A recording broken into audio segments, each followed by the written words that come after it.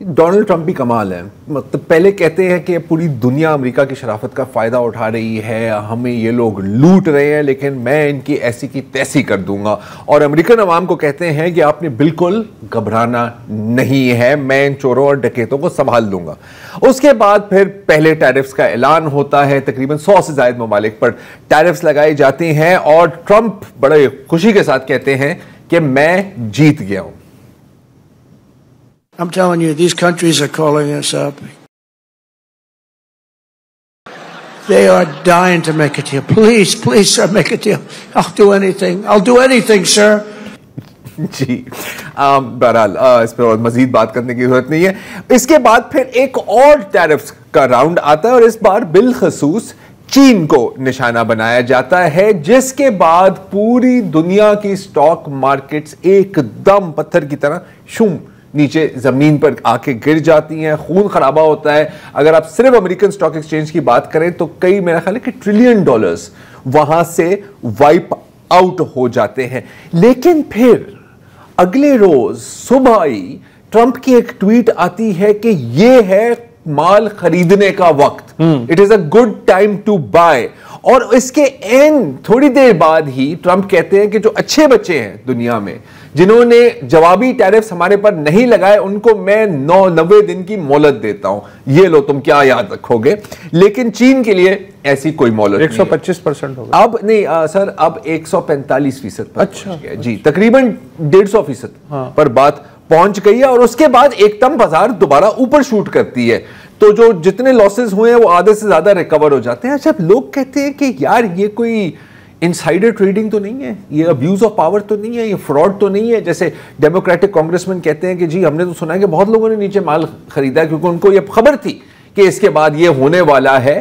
और rather than के बंदा कहे कि नहीं ये तो ऐसा झूठ है, ये मेरे ऊपर एक इल्जाम लगा रहे हैं, ट्रंप की एक वीडियो आती है जिसमें वो अपने अरबपति दोस्तों के साथ खड़े हुए हैं और कहते हैं कि यार आज कितना मजा आया, ये जो भाई यहां पे खड़ा हुआ है इसने $2.5 बिलियन बनाए हैं एक दिन के अंदर, और ये जो दूसरा भाई है कदरन छोटा खिलाड़ी है, इसने सिर्फ 900 मिलियन बनाए हैं, लेकिन फिर भी very good, make America great again. तो ये हो रहा है अमेरिका में। अब मतलब हमें तो इन चीज़ों का थोड़ा सा तजर्बा है, लेकिन अमेरिकन बेचारे भोले भाले, उनको अभी समझ नहीं आ रही कि उनके साथ क्या हो रहा है, लेकिन शायद आने वाले दिनों में आ जाए। अच्छा, अब एक जानिब ये चल रहा है, लेकिन दूसरी जानिब चाइना अब सख्त खफा है। चाइना ने, आपको पता है कि रेयर अर्थ्स की एक्सपोर्ट पर भी पाबंदियां लगा दी हैं। अमेरिकन एग्रीकल्चरल प्रोडक्ट्स बिलखसूस सोयाबीन्स, उन पर भी पाबंदी लगा दी है और कहा है कि हम भी टैरिफ्स लगा रहे हैं अमेरिकन इंपोर्ट्स पर। और हॉलीवुड पे भी बाय द वे एक तरह से बैन लग गया है अमेरिकन फिल्मों पर चीन में। लेकिन मेरे लिए जो सबसे सिग्निफिकेंट बात है इसमें, वो है चाइनीज फॉरेन मिनिस्ट्री की तर्जुमान की ट्वीट, जिसमें उन्होंने मेरा ख्याल दहाइयों बाद माओ सी सुंग की एक बहुत ही सख्त तकरीर की एक झलकी सुनाई हमें। 就是说他们要打毒救就打毒救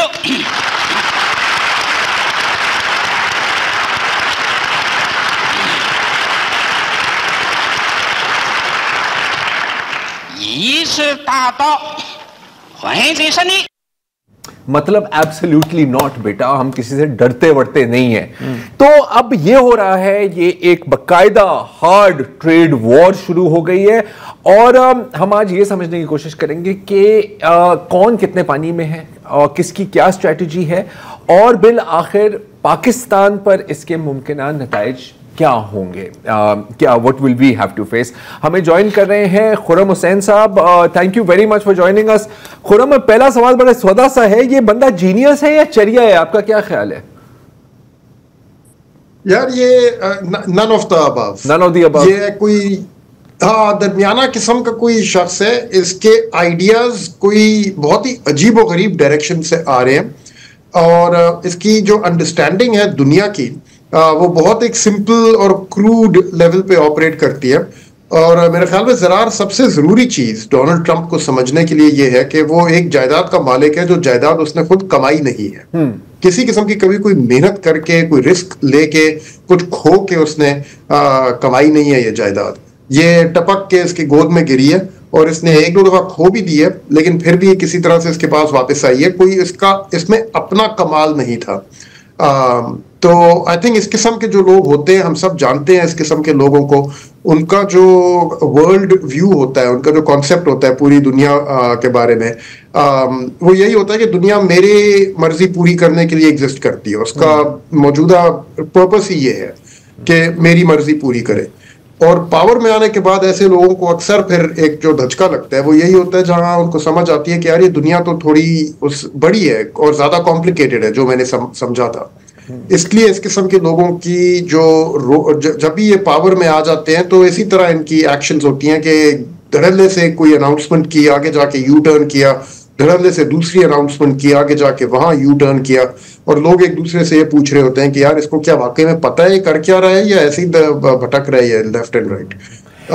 तो ये कोई इस टाइप का सीन चल रहा है मेरे ख्याल में यहाँ पे। अच्छा, इस बात को मद्देनजर रखते हुए अगर हम देखें कि जो बज़ाहिर जो स्ट्रेटजी है अमेरिका की, वो तो है कि जी किसी तरह चाइना की इकोनॉमिक ग्रोथ को कंटेन किया जाए। कोई नई बात नहीं है, काफ़ी सालों से बल्कि दहाइयों से उनकी यही कोशिश है। मिलिट्री बेसिस हैं ताकि उनके मिलिट्री को काबू किया जाए, और अब टैरिफ्स लग रहे हैं। एक तरह से एक ग्रेट वॉल ऑफ टैरिफ्स बनाया जा रहा है ना चीन के गिर्द।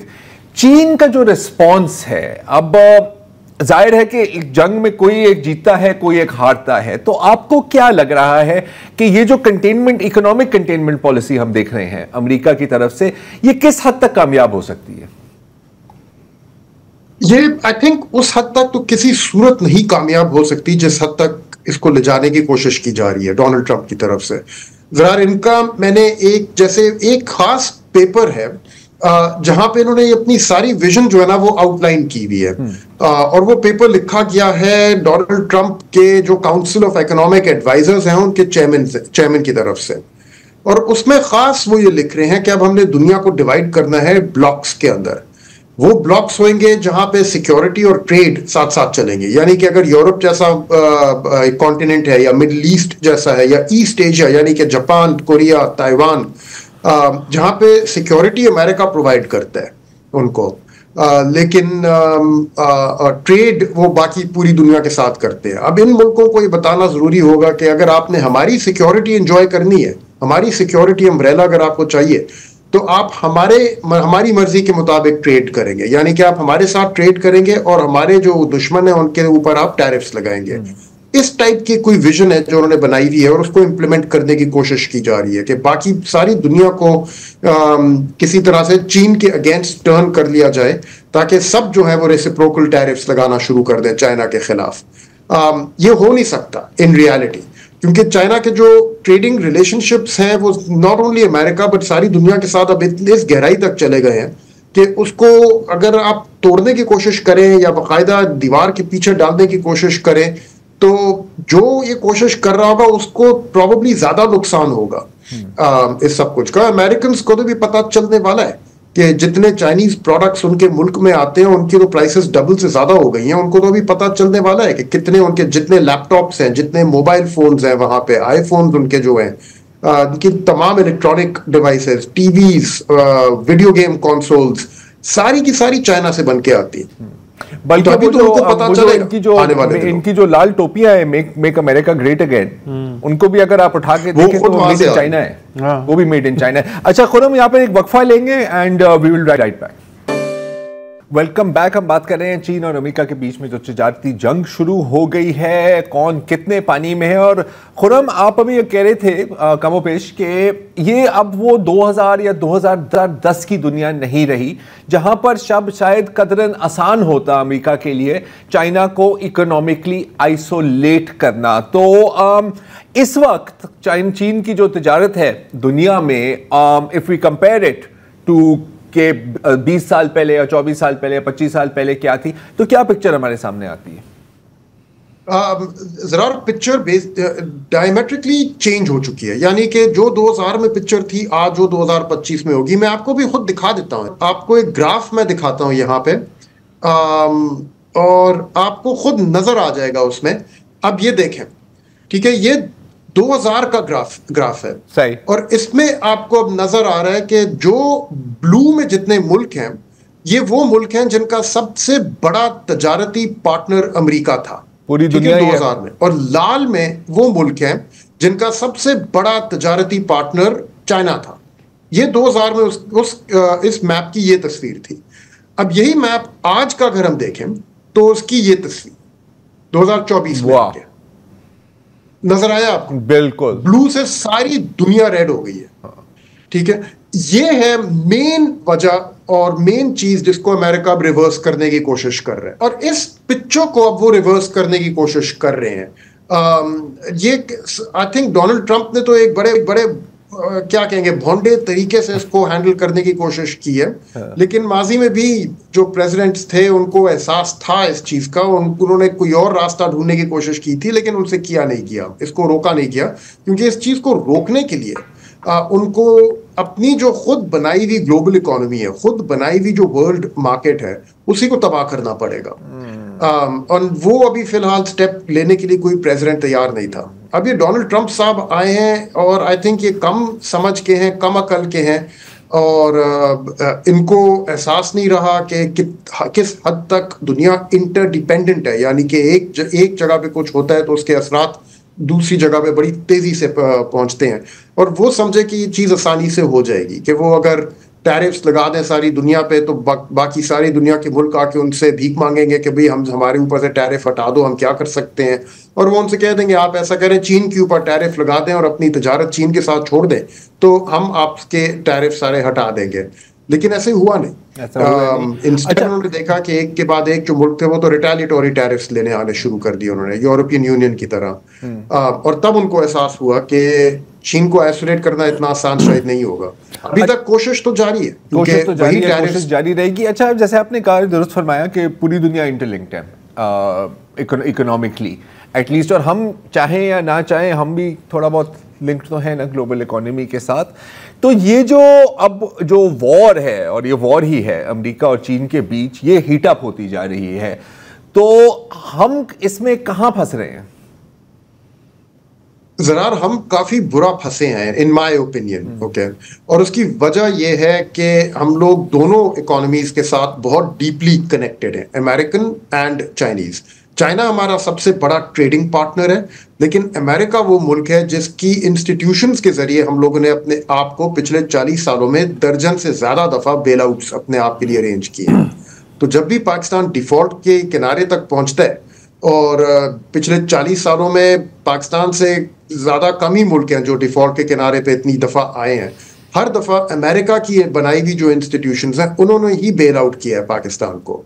वो IMF और वर्ल्ड बैंक और एशियन डेवलपमेंट बैंक और ये जो हैं, मैं इनकी बात कर रहा हूँ। इनके अलावा और कोई नहीं होता जो पाकिस्तान को बेल आउट करने के लिए तैयार हो। चाइनीज ने तो बिल्कुल हाथ उठा के रखे हुए हैं उस काम से पाकिस्तान के लिए। तो बेल आउट्स हम लोग लेते हैं अमेरिका से, लेकिन तजारत अपनी करते हैं चाइना से। एक्सपोर्ट्स हमारे जाते हैं अमेरिका और यूरोपियन यूनियन, यानी कि वहां से हम अपना कैपिटल कमाते हैं और वही कैपिटल हम खर्चते हैं चाइना की मार्केट्स में।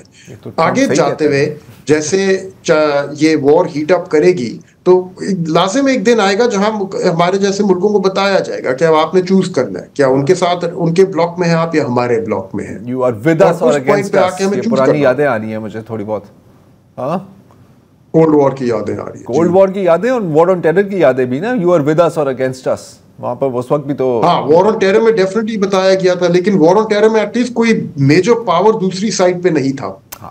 यू नो, यहाँ पे तो we got two big powers, America and China, और उन दोनों के दरमियान अगर पाकिस्तान जैसे मुल्क को चूज करना पड़े, और जरा एक और चीज याद रख लेंगे, पाकिस्तान फौज जो है वो ज्यादातर अब चाइनीज इक्विपमेंट पे चलती है। चाइनीज फाइटर जेट्स जो हैं वो हमारे एडवांस्ड फाइटर जेट्स को रिप्लेस कर रहे हैं। पाकिस्तान चाइनीज आर्म्स का सबसे बड़ा कस्टमर है वर्ल्ड वाइड। तो एक मिलिट्री रिलेशनशिप भी है बहुत गहरा चाइनीज के साथ, इकोनॉमिक रिलेशनशिप के साथ साथ। अगर आने वाला कोई ऐसा दिन है जहां पे हमें बताया जाएगा कि अब आपने उनके साथ सारे रिलेशनशिप्स तोड़ने, जो अभी कोशिश की गई थी, अगर वो दिन आ गया एक दिन, तो पाकिस्तान के लिए बहुत कॉम्प्लिकेटेड एक सिचुएशन क्रिएट होगी। हाथियों की लड़ाई में आखिरकार। अच्छा, मैं खुर्रम ये जानना चाह रहा हूँ कि इन्होंने अमेरिकन ने या वेस्ट ने फ्री ट्रेड का ड्रामा शुरू किया जी, कि बस टैरिफ नहीं होने चाहिए, सारी दुनिया एक गांव है, और ये छा गए। और इसका नतीजा ये निकला कि चाइना ज़्यादा सियाना निकला और उसने ज़्यादा इस फ्री ट्रेड की स्ट्रेटजी से फ़ायदा उठा लिया। तो अब अपना ही खिलौना बनाया हुआ जो ये तोड़ रहे हैं, तो ये क्या कहाँ ले जाना चाह रहे हैं खुद को? ये तो अपने ही कश्ती में तारपीडो लगाने वाली बात मुझे लग रही है। जी हाँ, काफी हद तक वही चीज है। वसुद साहब, अपनी ही कश्ती, उनकी कश्ती तो ग्लोबल मार्केट है, जिसको हम लोग ग्लोबलाइजेशन कहा करते थे एक जमाने में। और वो दौर शुरू हुआ था बिल क्लिंटन की जब प्रेसिडेंसी शुरू हुई थी अर्ली 1990s में। अब वो खत्म हो रहा है और अब जो बाकायदा ये बातें की जा रही हैं, मैं आपको पढ़ के सुना सकता हूँ। इनके अपने सेक्रेटरी ऑफ द ट्रेजरी हैं मिसाल के तौर, वो कह रहे हैं कि सेगमेंटेड इंटरनेशनल मार्केट को हमें करना पड़ेगा, कि जो सिक्योरिटी अम्ब्रेला हमारी एंजॉय कर रहा है, ये अमेरिकन कह रहे हैं, जो हमारी सिक्योरिटी अम्ब्रेला एंजॉय कर रहा है उसको अब हमारे तरफ से ट्रेड के ऊपर भी डिक्टेशन लेनी पड़ेगी। और या तो हमारे साथ ट्रेड करेगा या वो दूसरी पार्टी के साथ ट्रेड करेगा, लेकिन दोनों के साथ नहीं कर सकेगा। सही। और अमेरिकन सिक्योरिटी अम्ब्रेला के नीचे तो यूरोप, ईस्ट एशिया और मिडल ईस्ट, ये तीनों रीजन्स हैं वो खड़े हुए हैं। तो अभी फिलहाल तो वो एक कदम पीछे हट गए।